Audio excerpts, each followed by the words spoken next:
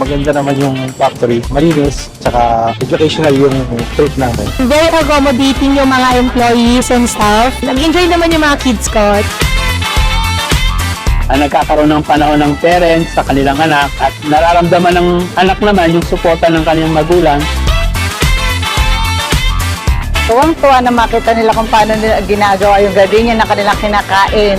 Lalo na yung kung paano pinaproseso yung tinapay.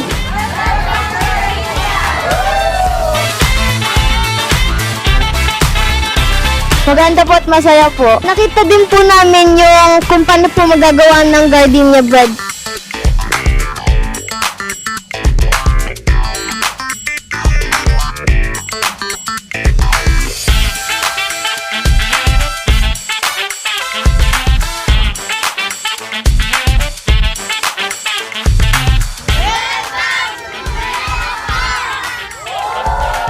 Kasi pag lumalabas sa mga bata, dito nila na-witness lahat ng mga nasa libro.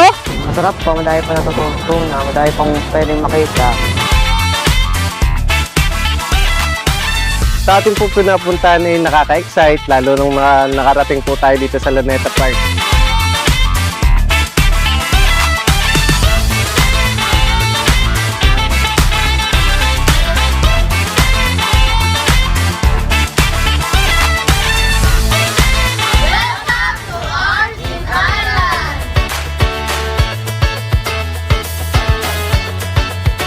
Masaya.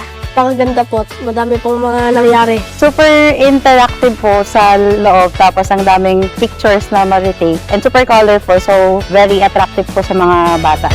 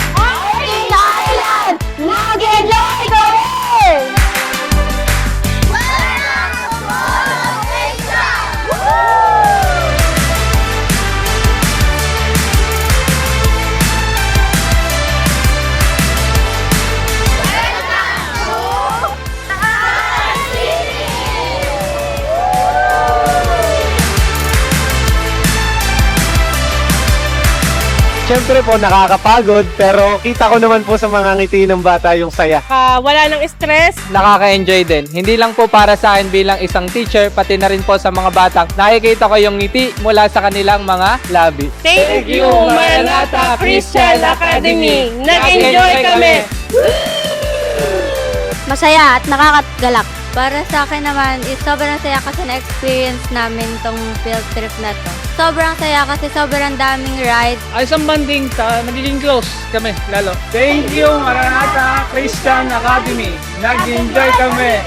Yay! Naging close kami ng anak ko. Then sa side naman siya, so marami siyang natutunan. Unforgettable siya.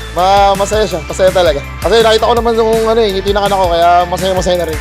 Ang suyo po at madami po kami nakita mga new creations and ideas po. Thank you, Maranatha Christian Academy. Thank you, Maranatha!